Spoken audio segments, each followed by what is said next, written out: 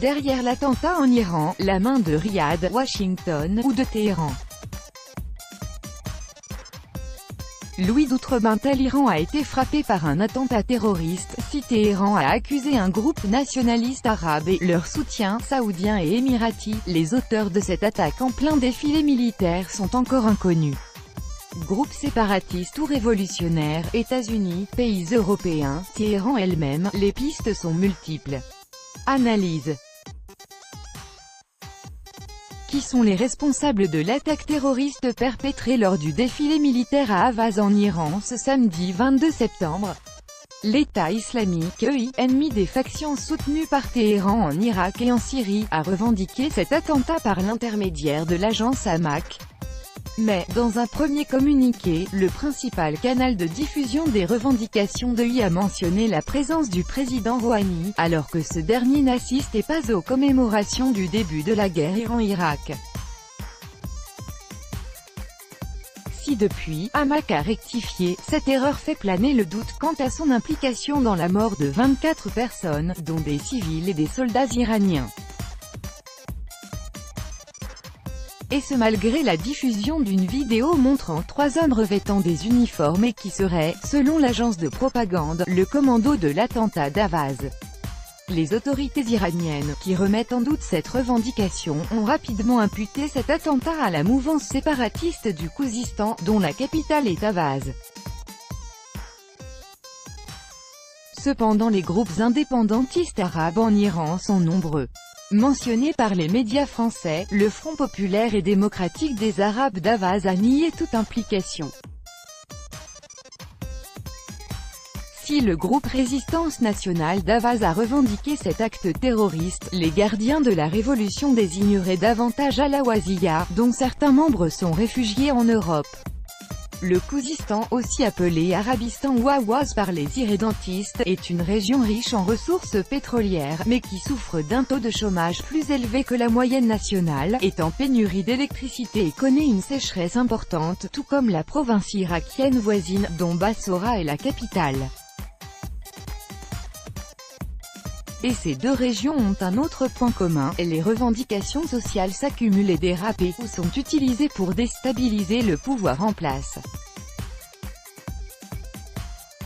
Rappelons que le 7 septembre dernier, le consulat iranien de Bassora a été incendié par les manifestants ou des militants anti-Téhéran. Ainsi, comme l'affirment les gardiens de la révolution, force militaire la plus opérationnelle de Téhéran, les responsables de cet assaut meurtrier pourraient émaner de groupuscules séparatistes arabes, comme ce fut probablement le cas lors des attentats à la bombe de 2005 et de 2006 à Ahvaz. Ces groupes militent pour l'indépendance de cette région, située à l'ouest de l'Iran et jouxtant le sud-est de l'Irak, et composée en grande partie par une population arabe et non persane. Cette population a souvent été méprisée et malmenée par Téhéran, même sous l'ayatollah Khomeini, alors qu'elle avait participé à la défaite de l'envahisseur irakien dans les années 80. Si l'implication d'une ou de plusieurs factions arabes séparatistes reste encore à prouver, cette accusation permet de dénoncer le rôle des soutiens de ces groupes indépendantistes, l'Arabie saoudite et les Émirats arabes unis. Hormis les troubles importants dans la région de Bassora et d'Ahvaz, ces pays du Golfe et l'Iran s'affrontent pour étendre leur pouvoir et dominer le Moyen et le Proche-Orient. Pas encore de guerre ouverte, mais des implications dans des conflits indirects en Syrie et en Irak, mais aussi au Liban et au Yémen. Ce 22 septembre, cet affrontement entre puissances régionales pourrait connaître une nouvelle escalade. L'Iran a été touché sur son territoire. Et si les terroristes ont tué et blessé de nombreux civils, ils ont aussi abattu 12 gardiens de la révolution, visant donc directement le régime des mollahs. Cette attaque fait écho aux propos régulièrement tenus par les ennemis de l'Iran, qui appellent à un changement de régime. Ainsi, le prince héritier d'Arabie Saoudite, MBS, avait déclaré à la chaîne saoudienne dès mai 2017 « Nous n'attendrons pas que la bataille ait lieu en Arabie Saoudite. Au lieu de cela, nous allons faire en sorte que la bataille soit chez eux, en Iran. Si Téhéran se plaint souvent des agissements de Riyad, les autorités iraniennes s'en sont prises aux représentants émiratis après l'attentat. Outre leur possible implication, le ministère iranien des Affaires étrangères a convoqué le chargé d'affaires émirati de Téhéran afin qu'il explique les déclarations tonitruantes d'Abdul Khalek Abdullah, conseiller politique d'Abu Dhabi. 10 militaires tués dans une attaque contre un défilé militaire dans la ville d'Awaz, dans le sud-ouest de l'Iran. Une attaque contre une cible militaire n'est pas un acte terroriste. Déplacer la bataille en Iran est un choix assumé, qui se renforcera prochainement. Cependant, ce monsieur Abdullah ne serait qu'un professeur d'université. Et même si sa voix peut porter de l'Amérique jusqu'en Asie, il n'aurait aucune fonction officielle auprès du gouvernement de MBZ, Mohammed Ben Zayed. De leur côté, si par l'intermédiaire de John Bolton, les États-Unis ont rappelé qu'ils ne souhaitaient pas un régime changeant en Iran, le conseiller à la sécurité nationale avait préconisé au président de fournir une assistance au peuple minoritaire d'Iran, dont les Arabes du Khouzestan.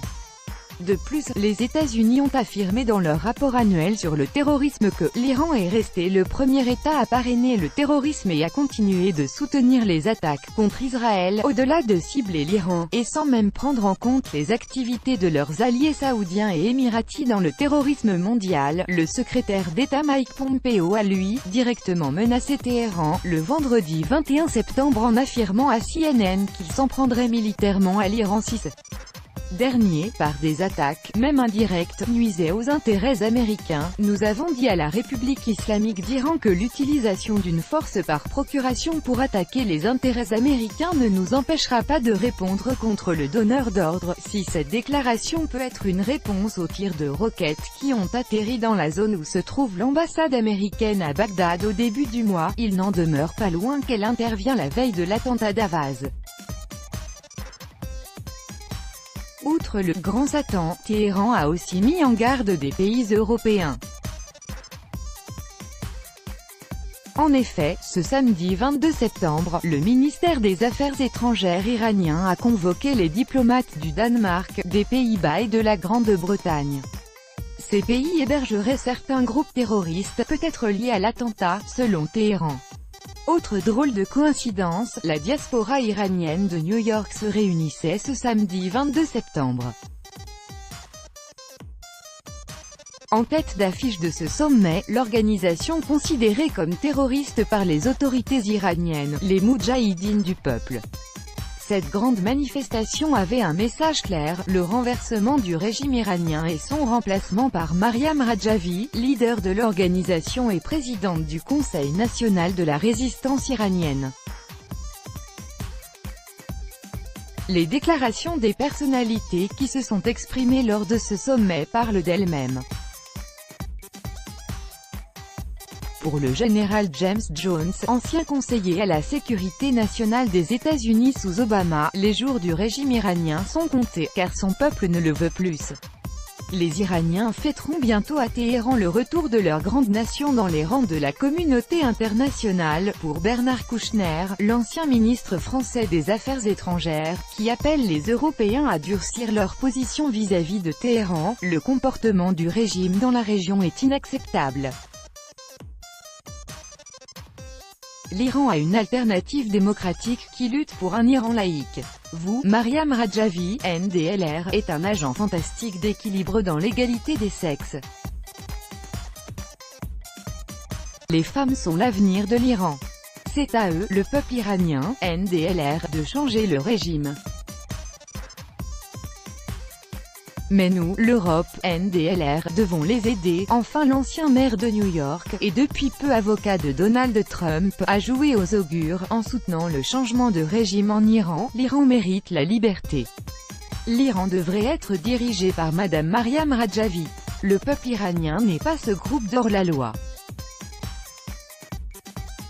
Je serai avec vous dans l'Iran libre beaucoup plus tôt que vous pourrez y penser, si le message ne laisse pas place au doute quant aux intentions de ces défenseurs de la liberté et des droits de l'homme. Téhéran, si prompt d'habitude à accuser les moudjahidines du peuple, semble cette fois-ci ne les pas considérer comme responsables.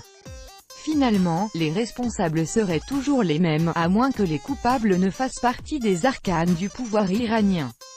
Celui-ci est en effet divisé entre plusieurs factions au sein même de l'appareil d'État, qui s'opposent de façon parfois virulente sur la politique à conduire, notamment face aux ennemis de la République islamique.